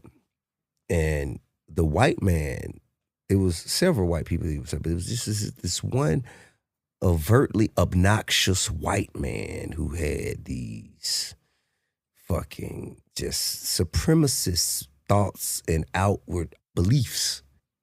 So now it's like the only person for this supremacist to talk to was the porter. And the porter was like, man, I was reading my book. Man, I was really like trying my best to avoid the discussion because I don't want to make I'm not trying to lose my job, make no waves, and da-da-da.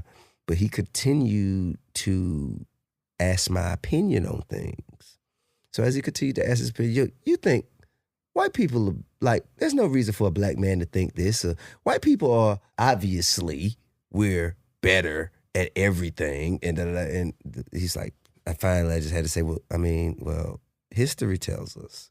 And because this man had tried, he studied abroad, he had a job in Europe, and he was aware of other civilizations. He was well-read, and he knew actual facts, whereas the supremacist was only speaking from his perspective and his opinion based on things that he'd heard or thought or believed.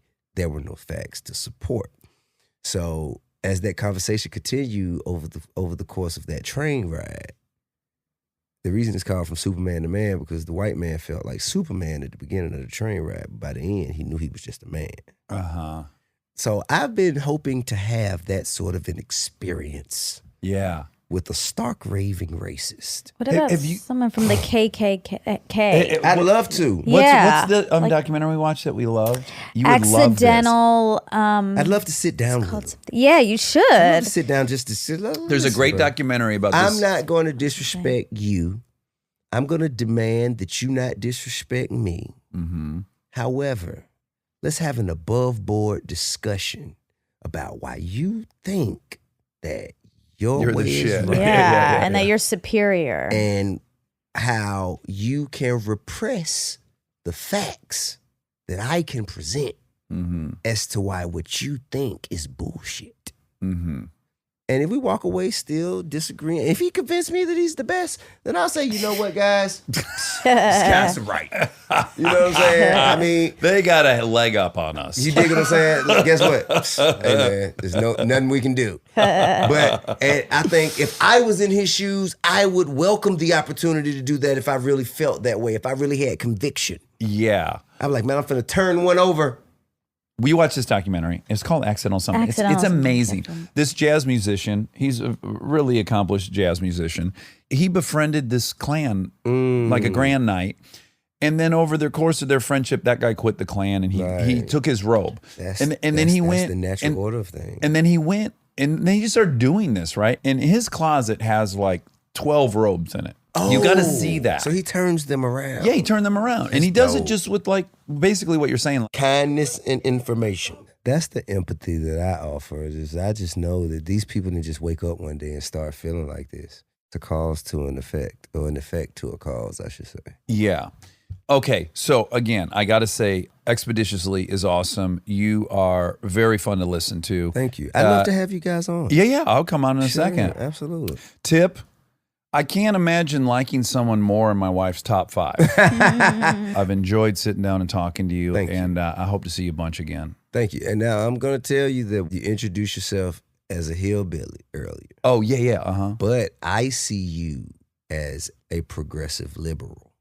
Oh, sure. But I rode dirt bikes and I fucking jumped off a dam and I did hillbilly shit. Yeah, no. You know what I am? I'm white trash. That's what I want to say. But I've elevated. I've elevated. But I'm proud of it. I'm proud of that. Man, you come from a downtrodden area of society. I do. That's it. You just happen to be white. You've endured the same level of trauma and the same circumstances that me or any other motherfucker that come from this shit of mine has.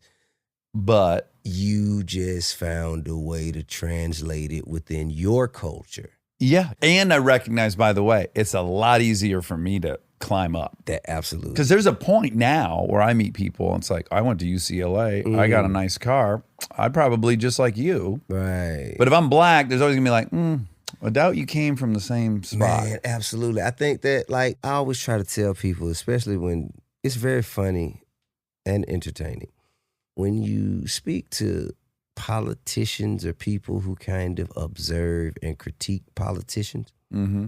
And they speak to you and they're like, well, is it Democrat? Is it Republican?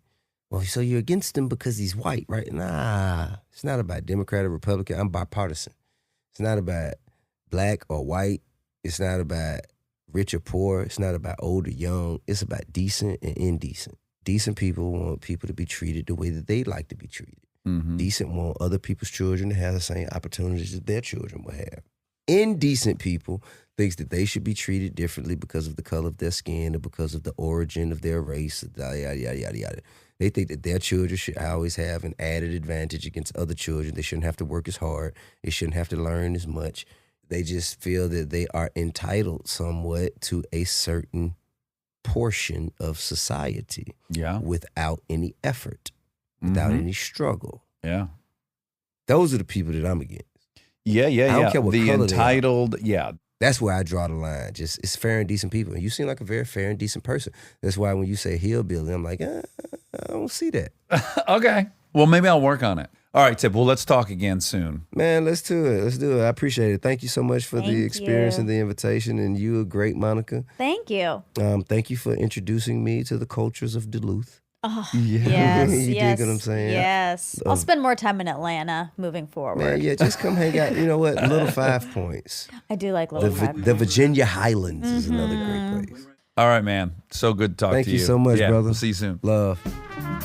And now my favorite part of the show, the fact check with my soulmate, Monica Padman. Welcome to the fact check, where this is a unique fact check. Monica is drinking an ice cold beer. It is 12:25. 12:37. 12:37. I'm sorry. Goodness. 12:37 on a Tuesday. Correct. And that's not even the best part, Armcharies. Monica is going to an audition in about 30 minutes where she will have beer on her breath. And I could not support I'm going to brush this my teeth. more. Don't. Of course I am. I don't want them to think I'm above it. No, such mixed messages. Because you're coming in dressed nice. And like people do have this stereotype of like you were probably a great student and all the stuff, which you were. I was. And then you come in with beer on your breath and they're like, damn, girl, what are these signals I'm receiving? I feel really self-conscious talking. Like I'm like, does my breath stink? I hope so. I hope it smells skunky like a nice rich beer. Ew, I don't want that. I regret this decision. No, I love it. I'm so proud of you. You know my thing when Nate would come over, anytime Nate visits, I always implore him, especially if he's with his family, go out into the garage where we have a fridge and pound 2 or 3 beers. On his own? Yes. It's I want him to do it so bad every time he's over because he's not an addict. He can handle that. Totally. And what a different experience he'll have if he goes into that closet and just pounds 2 or 3 beers by himself. Well, why does he have to pound them by himself? Why can't he just drink it on the porch? Porch drinking. Because it's a thrill to go in there and just have a couple by yourself. In secret? In secret, yeah. It rounds out the experience in a way. Oh, man. I wish we had a fireplace in here. Do you think our new space, that's working. You could have a guy come out and fix it. I think it does work. Really? Or used to. My friend that lived in here, the cat set on fire. The cat got set on fire? The cat set the attic on fire and knocked some wood out of it. Oh, my God. Interesting. So much history. We're learning history about the attic. Apparently, there was a big blaze in here, a big fire caused by a cat. Not surprised. I know. So many cats are always here. up to no good. I don't like them. You don't. I know I'm you don't say like. it. You don't like them. Mm-hmm. I don't dislike them, but they are. They're instigators. They're troublemakers. You always see videos of them online. They're punching people and batting at people and stuff. It's kind of cool. A friend's cat, she was like, "Oh my gosh, she likes you so much," because she was like nuzzling her head on me, and I was like, "Oh yeah." And then she paused and she was like, "Sometimes when she does that, she bites," and I was like, "What in the fuck?" Like. She uses her niceness to then attack? Lower your guard and then sink and those she did bite me. Needle sharp teeth into you. Did she bite you? Yes. On the thigh? I did not like it. On my hand. Oh, your hand. Yeah. Did she draw blood? Probably. No. I'm very easily. Probably. You would know if she did. You're very easily punctured? Yeah. Okay. Yeah. I have thin skin, Thin opposite skin. of pussy pachydermis skin. Yeah, what would As we we call know. that? Maybe pussy dermitis? No, that sounds like a condition. It sure I don't does. think so. So does pussy pachydermis. It sounds like a condition. Well, that is a condition. It to is. have too thick of It's a very thick pussy. vagina Oh, skin. Yeah. Menorah Majora. Anyway, You should have 3 beers. oh, Why? I think there's like real lines I have to say, which is very rare in a commercial audition. That's okay. You can say lines after a few beers. Oh, when you drink at the house, you still talk. You sound normal. But I don't ever have to do memorize Memorize? lines. I think there's only 2 though, and I don't remember what they are. Oh no, it's already working or not working. What if you light a cigarette in this audition Oh my god! because you're so buzzed? I've never done that in my life. Or what if in the middle of the audition you're like, does anyone want to hit Jack in the Box? 'Cause I'm gonna go. Can you smell my breath No, from here? no. Okay. I've been weirdly, recently, having just a few moments, and they go away Okay. quickly. But I've had a few spikes of maybe I should smoke a cigarette.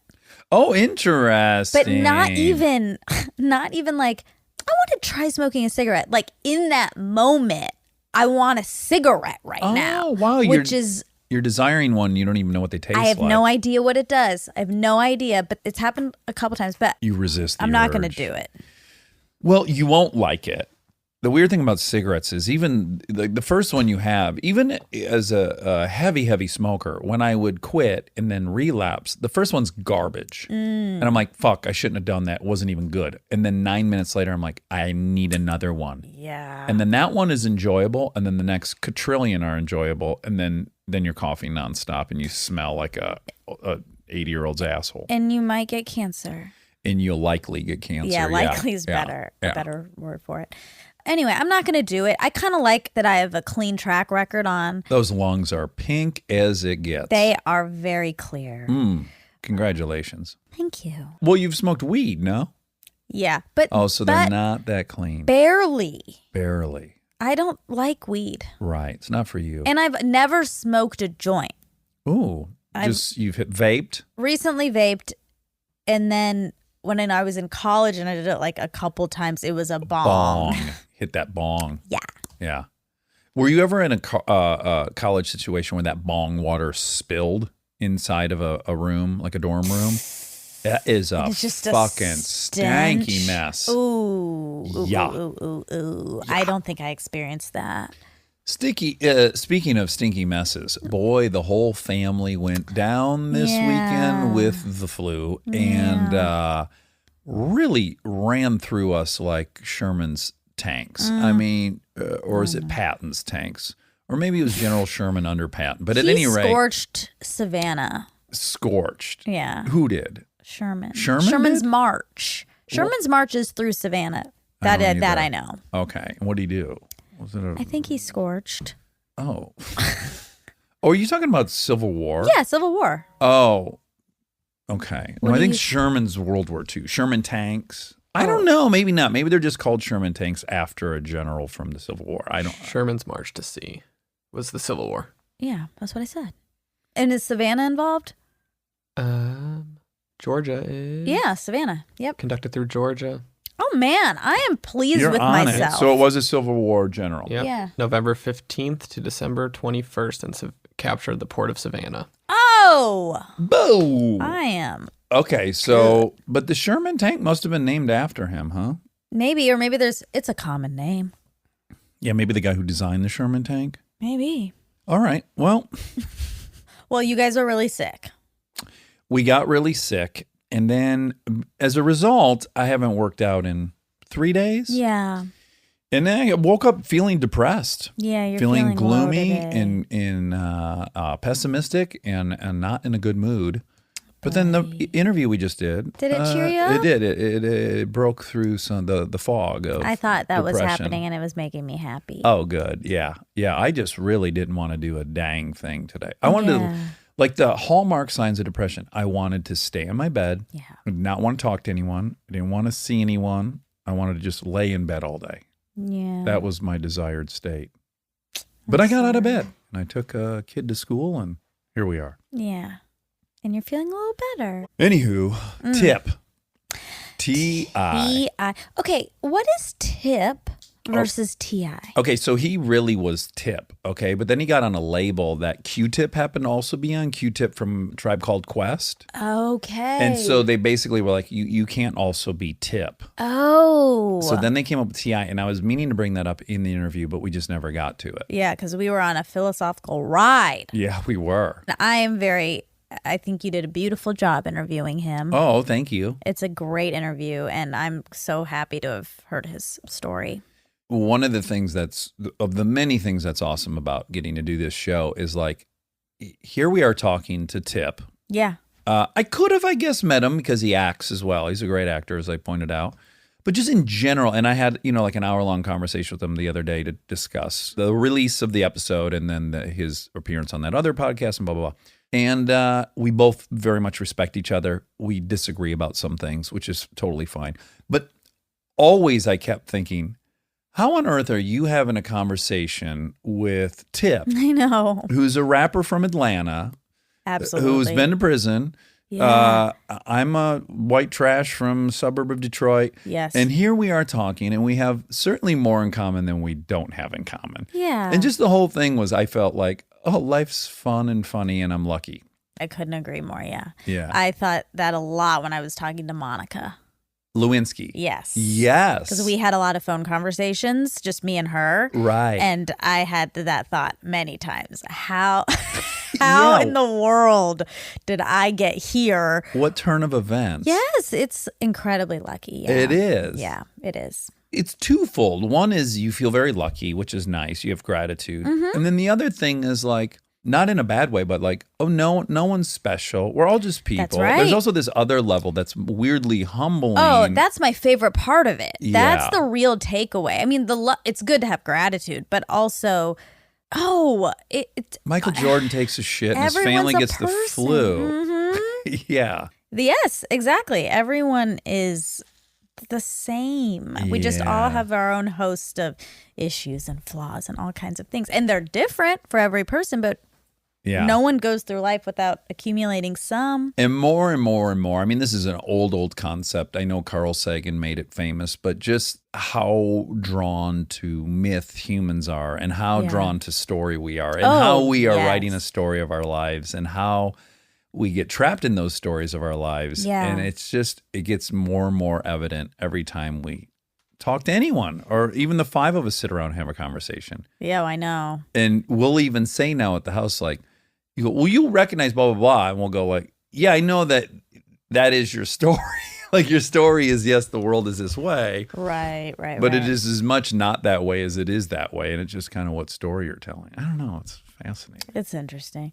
Even when you really sort of bird's eye view the whole thing, even the stories that you are choosing to retell are the ones that you've decided make your identity, and you like have washed away the ones that you feel like aren't really you, 1,000%, that aren't adding up to the thing you want to be, or this idea of you. But those other stories are just as relevant. We just decided to discard what we want to discard. I mean, it's all happening subconsciously, I think, but it's fascinating. It is happening. But a lot of people, and this is where I really related to Tip, and I don't want to speak for him, but, I have a version of my life I like to think of as being an outsider's.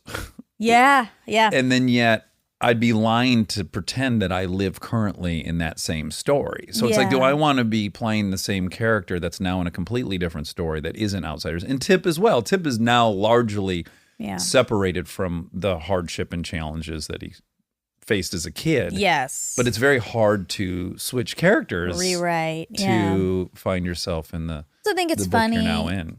I sometimes laugh at you for this. Of course. But I think you laugh at me a lot. Well, you try to make me laugh a lot. Well, sometimes you laugh at me, and then sometimes you laugh with me. That's true. Yeah. But sometimes I laugh at you a little bit because you are always relating. Oh, yeah. Like you're always making the comparison between you and other people. Mm-hmm. And I laugh at that, but it's also great because that's the truth. There's always something that you can relate to in another person. And you just happen to look for it and find it with everybody. Right. And that makes me laugh, but I think that's a enviable thing to do, actually. Well, the core of it is like, no, I have no idea what the Black experience is in Atlanta in the 80s. Don't know. I didn't live there. But I know fear pretty well. Yes. You know, and I know feeling like, oh, I better watch out for myself because no one else is. Yeah, and growing up in a hyper-masculine. Oh, yeah, like masculinity squared. So, like, those things ultimately are very relatable. Mm-hmm. Well, here we go. You brought up Helen, Georgia. Uh-huh. And I love Helen. Get yourself a big ol' Oktoberfest beer stein. Callie and I would go camping there, and we had... On the Chattahoochee? Would you be on the river? Yeah, because we did tubing on the river. Oh, on the Hoochie. Which was very fun. I love tubing. It's my favorite summer activity. It's so fun. It is. Yeah, it is. I mean, I haven't done it in maybe 15, 20 years. You get an extra tube that you put your cooler of beer in. We didn't do. Oh, then you haven't fucking tubed. Well, no. Because it's basically like just hanging tubing at the bar with all your friends, but the scenery changes. Yeah. Oh, I love it. And then you're peeing the whole time you're in your tube. You never have to go to the bathroom. Never done that either. You've never peed in the river while you were tubing? You must have. No, well, I've only tubed like twice. I'm only tubed twice. I tube all the time. Ooh. It's a fun place. Helen, Georgia. Yeah. The whole place looks like a movie set. It's all done up in 1800s Germany. Yeah, exactly. Right? Exactly. It's very German. They do Oktoberfest. But you went there, right, with Aaron? Yeah, well, we did a couple different car shows that the Ride and Drive went through there. Didn't Aaron live there? Aaron lived right down the road from Helen, yeah. Do you think I met him when I was tubing in high school? I don't think you did, but maybe. I think I did. Oh, then you met him. Yeah. Yeah, but he lived very close to Helen, Georgia. We went to a place to play air hockey that he had competed in a tournament and won. Then the locals wanted to kill him because he had dethroned the local. Oh, wow. Aaron is a savant with all things hand-eye coordination. So any of those stupid bar games, no one can touch him. Foosball, shuffleboard. Darts. Oh, crazy good dart player. Really? I've never, ever. I think it's one of the reasons I'm not very competitive. You disagree with me, and you're right. I am competitive about certain things. I'm not competitive about sportsy things. Yeah. Largely because I was with someone, I grew up with someone 5 years older than me that was better at everything. Yeah. And then I was best friends with Aaron, who was better at everything physically than me. So I just was like, oh, I'm not going to be good at anything. So I'm not going to worry too much about it. I think it was like easy for me to go like, oh, that's Aaron's lane, and I have a different lane. Right. I guess because you had your own lane. I had my own lane, yeah. Which was what? Skateboarding? Well, yeah, I was a much better skateboarder than Aaron and on a bicycle. Oh, right. Yeah. Right. Well, then cars came along and I was better than most of my friends at cars. Yeah. So I guess I am competitive. Yeah, I'm very competitive in a car. Yeah. I'm just not competitive in things I don't think I'm going to be good at, I guess, is what we found out. I think that's fair. I have that too. You do, yeah. Like if I'm in a drawing competition, you don't even care. I don't care at all. Right. Because I just know, I'm bad at that. So that's fine. Yeah, and when we met, Aaron and I, we were first becoming friends, we both tried out for the 7th grade basketball team. Uh-huh. And I wanted desperately to be on it. Right. But I had never played. Right. And Aaron did not care about being on it. And he made the team. And you didn't? And then he quit. He didn't even play. But I did not. No, I didn't make it. Yeah. But then I made it in 8th grade. That's like when I brought Callie to my audition and then she got the part. Uh-oh. For what role? It was like my first audition ever. Oh, no. Yes, in Atlanta. It was for maybe Church's Chicken. I don't actually remember, but I think a fast food chain chicken for sure was involved because you had to do the chicken dance in it. Or on Megan Street? Yes, on Main Street. Oh my gosh. And it was like, bring a friend to this. So just so you could have someone to interact with, basically. Right. And then because she didn't care at all or really know what was going on, she just like followed the instructions pretty just clearly. And I was really in my head. Yeah, you had to act up a storm. Yes. I just obviously didn't do a good job. And she did a great job. And then they reached out to my agent about her. And then she did it. And she filmed it. I was upset. Did she make a lot of money? Probably made Millions. $1,000. She's probably still living She's on that. really Church's. rich, and so I think that she went to grad school off of that money. She's Church's chicken rich. That's right. I never saw it. Thank God. Oh boy, that would have killed you. It would have killed me. Wow, At that's that something else. time, it really would have. I mean, Well, similarly, Aaron was visiting LA one time, and I took him to audition to be on some dating show that was on MTV, like an open call. Do you know this story?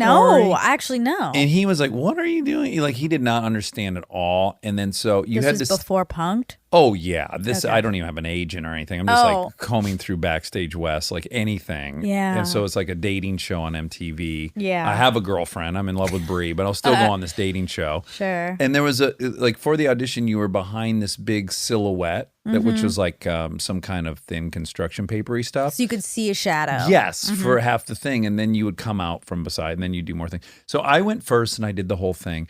And then when it was time for Aaron to come out, he just kicked through.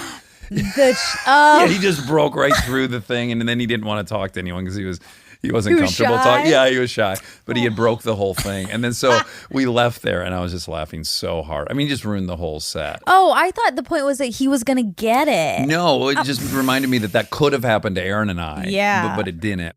Okay, so you guys tell the story about the Creed singer, Scott Stapp. Oh, about his suicide attempt. Yes. So now I think he's said before about the suicide, Scott Stapp has. Yeah. But then he sort of took it back. Oh, he's recanting it. He is. And he's saying, I just had an accident. He helped me. He saved me in that way. Okay. But he's not saying necessarily that it was a suicide attempt. Okay. So I don't know what the real Who truth is. cares? Who cares? The meat of the story is Tip intervened with a dude who had Definitely. fallen off. Oh, yeah. Oh, yeah.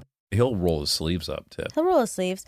Oh, and then he did say, we talked about being fans of Alabama. And as I'm lying on the ledge, blood fell to T.I.'s feet. And he looked up and he had an Alabama hat on. I said, roll Tide. And then he looked at me and put two and two together and really saved my life. Right. So, and Tip doesn't think he had that hat on. Yeah, he thinks it was probably an Atlanta hat. And I would guess he's right. That seems most plausible. But this is the great part about memories and people's accounts of things is get real. No, I know. We can't trust any of them. we can't trust anybody. No one knows what the fuck they're saying. I know. Myself included, you included. We don't Not know me. what we're saying. I know what I'm That's saying. the funny thing. That was in the that Gladwell is in Talking with Strangers. Is how people think they're really good at evaluating other people. I know, but not their own. And they can recognize in Yes. the data, they can just see it's so obvious, but Yeah. then they think they're a very good account. Yes, that they're unique to the situation. Yes. Yeah. No, I We know. all I know. suck. I know. We don't suck. That's your pessimism. That's your depression talking. Oh, okay. Thank you. We're Catastrophizing the whole thing? yeah, we Yeah. can't help it. Yeah. I mean, we're not good at it, is all I'm saying. Well, it circles back to what we were just I mean, talking something about. as simple as that, like you would think there'd be no confusion if a dude who just fell off of a fucking thing and a guy's saving his life and he looks up, and he sees the guy has a Bama hat on, and then he says "Roll Tide." Like I know. you think that's a lot to imagine. I know, And, but and then somehow Tip remembers maybe some Roll Tide conversation, but knows he would never be wearing a Bama Yes. hat. So both people have very plausible. Well, yeah. I mean, what probably happened is he was wearing an Atlanta hat. He said something about Roll Tide in a heightened state. Okay. Everyone's in a heightened state here. Well, I would hope so. I mean- Someone's just fallen off a balcony and Exactly. there's blood and Exactly. maybe some And intoxicants. We don't know. We don't know. Everyone's heightened, and then if he says roll tide, I'm sure Tip is just like, Yeah, roll sure, tide. whatever. Like he's not thinking about that portion of it. Right. And also, I think your memory, I don't know this actually, but my guess Okay. would be that your memory is more affected when you're in these high stakes moments because your adrenaline is operating. Well, your you're taking body. on a lot more information. You're in fight or flight. Yeah, your senses are heightened. Yeah. You're seeing more, you're hearing more. There's a lot going on. So maybe because of that, the after effect is like there's no way you can maintain that level of precision. Maybe? I don't know. I'm going to say yeah. Because that's why like eyewitness accounts Are useless. are useless. Yeah. Also because all of those are fairly heightened experiences for Yeah. people. I think this all the time. I'll like just play a game where I'm like, try to now imagine the bagger at the grocery store's face. Like I'll be in the parking lot. Oh, yeah. I'm like, forget it. They could show me a lineup right now, and I'd probably maybe have a 50% chance of getting it. Yeah. Okay. So you said that 50% of all boys will be physically abused. So I cannot find that statistic. That's in the credits at the end of The Mass You Live In. Yeah. So, yeah, I mean, I'm looking through these things, and I didn't see that. I saw 1 in 6 boys is sexually abused. Mm-hmm. That I saw. Yeah. But I didn't see the physically. I'll go back and look again. I'll double check it. Because mainly the end thing is about like how you get involved. But there's all these like statistics that pop up throughout. Along the way. See, this is an example. Sure. This is You're an right. example. Yeah, I right remember now. it at the end, but maybe it's not.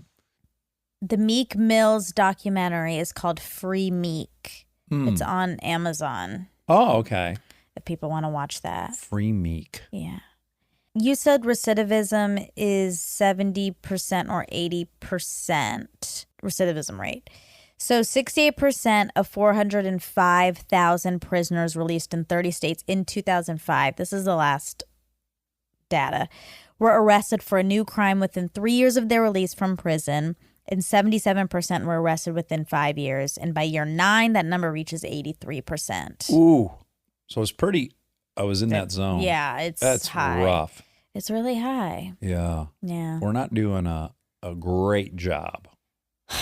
No. They do a much better job up there in Scandinavia. Because there's no focus on retraining. No. Rehabilitation. Exactly. Skills for going forward. Yeah. Work. Mental health. I know. That's Spirituality. important. None of it's there. I know. Well, I shouldn't say none of it's there. I'm sure some of these places are doing something. Yeah. Yeah. That was it? Well, and then the other documentary we were referring to was called Accidental Courtesy. Accidental Courtesy. Yeah. We have a hard time remembering that title. It's a tricky not a great title. It's a tricky title. If Scott and Tip were on a patio, there's no way they would both. Remember that title? No, they wouldn't. No, they would not. They You're would right. absolutely not. Accidental Courtesy. Yeah. Really good. Yeah. Really good. enjoy it. Really good.